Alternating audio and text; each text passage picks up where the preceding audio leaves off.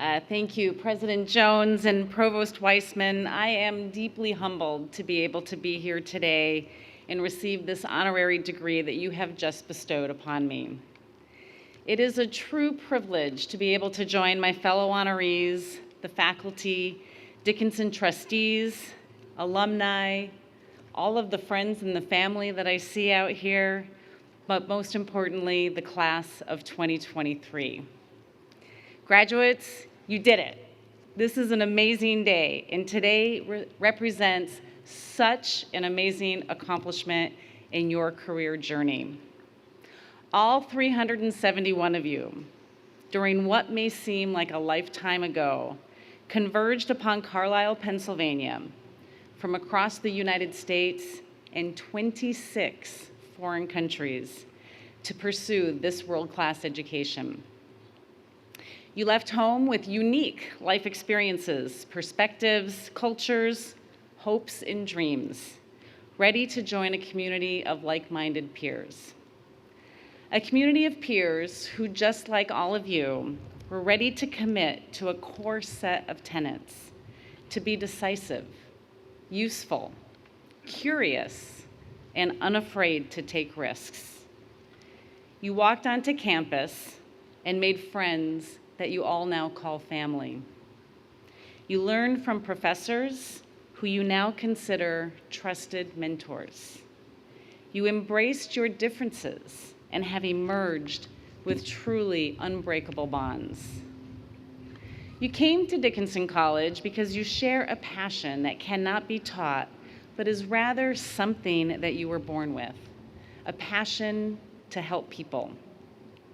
And as the administrator of the Federal Emergency Management Agency, or FEMA, I proudly lead over 20,000 emergency managers who share that same passion and have committed their careers to helping people before, during, and after disasters. And if you have ever met an emergency manager, or if you have the pleasure of calling one your friend, you know that for them, there is no problem that is too difficult to solve. And there are no barriers that will stand between them and somebody who needs our help. Because wherever and whenever we are needed, we go. No matter the challenge, no matter the risk, we go. It is a call that we are ready to answer. And as our threat landscape continues to grow, it is a call that is only growing louder. See, we're seeing floods in our backyards. We're having fires in our forests, burning down neighborhoods. Drought is across all of our fields. And on a list that I keep of, I didn't see that coming, sargassum seaweed is impacting water treatment facilities. You can all Google that later. These events are proving that climate change is right here on our doorstep and serving as the greatest disruptor of our lifetime, right up there with COVID-19. Climate change has catapulted the world into a race against time.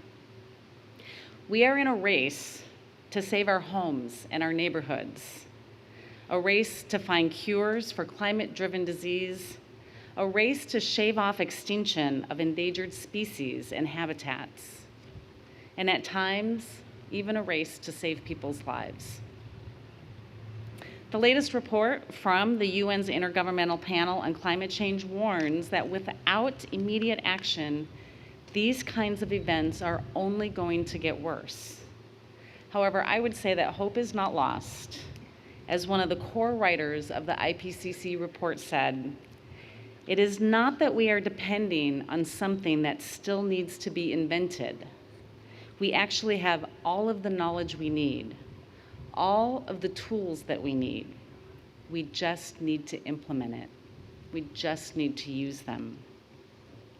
And considering then that Dickinson College was one of the first 10 schools in the nation to achieve carbon neutrality, and that the college hosted an international climate change symposium in partnership with the IPCC earlier this year, and that your graduating class alone, all of you, have collectively taken over 1,500 sustainability courses. I believe that the solution is right here in front of me. And we need you all now more than we ever have. We need your energy, and we need your boldness. We need your tenacity. We need your resilience. And we need your fresh perspectives, because we have really wicked problems to solve, and we need to approach them from a new lens. And I can tell you that the ones that we deal with as emergency managers are not always driven by a bad storm. I'm going to give you an example of my time in New York City. During the height of the pandemic, COVID-19 itself was not the only public health emergency that we were dealing with. You see, during the warmer months in New York City, and what I learned there is very few people actually have air conditioning. And so what they do is we open up cooling centers. These cooling centers are the lifelines for vulnerable populations who lack access to air conditioning, especially our older adults who are at a higher risk of dying from heat exposure. But because of the pandemic and due to social distancing, we had to close all of our cooling centers. Now, at that time, serving as New York City's Emergency Management Commissioner, I called together the best minds across the city, from emergency management, public health, our energy sector, environmental, finance, as well as logistical experts to help us come up with a solution. Now, we had a lot of really smart people that came to the table for this. They were working really fast to help solve this really wicked problem. And through patience, collaboration, and creativity, the team delivered. The Get Cool New York City program was born out of this. Since the team decided that since there was no way to bring people to a cool space, we needed to bring the cool space to them. And in just a few short months, many hours, 74,000 air conditioners were delivered to adults across New York City. And to help alleviate the financial burden, an energy subsidy was also provided so that people could actually afford to use these units during the peak of the pandemic and the peak heat months. This was a solution that was driven in urgency, rooted in practicality, yet inspired by equity. For many people who worked on the Get Cool New York City program, they consider it one of the true highlights of their career. And even as one of the most populated cities in the world was in the throes of responding to a global pandemic, and it often felt like an impossible battle to win, they still managed to come together as a team to deliver a different kind of life-saving resource to people that were in need. So when it comes to the wicked problems that we're going to face, these are the kinds of solutions that we need. These are the solutions that the nation is counting on all of you to help bring forward. So when you have the opportunity to speak up and lead, bring the lessons you learned from the classroom, or studying abroad, or while you were working and attending school at the same time. Bring these lessons to the table. And if someone tells you that it will never work, say, I believe it will succeed. And if someone says it's impossible, tell them only if we don't try. And if you find that your light begins to dim because someone else's doubt, remember when I said on this day to all of you, yes, you can. Because there will be days when the only person in the room who believes in you may be you. I had one of those days very early in my career. As you heard, I was a firefighter in Aurora, Colorado. I went in to take the exam. Never had I just determined that I wanted to be a firefighter. But after joining the military and going to school there, I realized this was something that I really wanted to do. So I showed up, sat at a table, 1,000 people in the room to take this firefighting exam, sat at a table with all men, and they were really discouraging. They kept telling me how long it was taking them to take this test. It's taking 5 years to get hired, 10 years to get hired, really trying to dissuade me and have me leave that room. And you know what? I almost did. I almost let their influence have a negative impact on me, but I decided to stay. I decided this was something that I really wanted to do, and I knew that I was going to be good at it.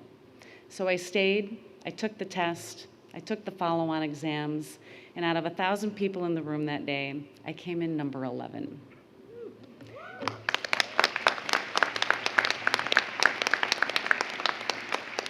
The lessons that I've learned that day have stayed with me throughout my career, and if I let that group of individuals influence me, I would not be standing here before you today. So now I charge all of you, take adversity and turn it into opportunity. I charge you to take words of doubt and let them fuel your fire to succeed, because you simply will never know unless you try. You have to believe in yourself, and you will find yourself in the place that you are meant to be. And remember, yes, you can. In fact, in a short time from now, you are going to return to where you started this journey in the fall of 2019. As first years, you ascended the stone steps of Memorial Hall to sign into college. And today, as graduates, you will descend those same steps to receive your diploma. Those stone steps were put in place by the one person who brought us all together today and who will ever be part of our lives. Dickinson College's founder, Benjamin Rush, a physician who believed in the power of science and medicine, a bold and respected voice who spoke out against slavery, a signer of the Declaration of Independence who believed in the power of democracy, and the founder of Dickinson College who believed in the power of education. Benjamin Rush was a man who pushed boundaries to propel his beloved nation toward a path of prosperity and innovation. And if he were to stand here today and look across this amazing group of graduates, I know what he would say: well done. I believe he would also say that no matter how big the challenge, how heavy the burden, it is the Dickinsonian spirit that will help carry all of you through. Dickinson class of 2023, you are the stewards of our future. It will be your minds that inspire all of us, your voices that rally us, and your hands that will guide us toward a future that is safe, sustainable, and equitable for all. Congratulations. Look forward to seeing you on your journey.